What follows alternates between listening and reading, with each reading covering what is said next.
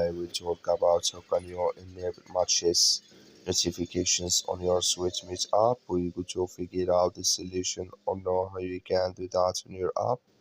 So you just follow these ways, then it's going to work with you. So all you have to do, you just go here, you go above this sign, click on it here. So then it's going to show for you a list like this. Then all you have to do, you just click here on settings, click on it. When you just click here on settings, it's going to take you to next here.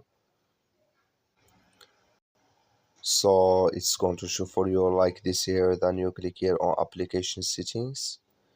Then it's going to take you to this list. Just click here on push notifications. Then you come to next here. Just come here to matches. Just click in this sign. Like you see this color show for us. That's mean here matches notifications enabled with us now.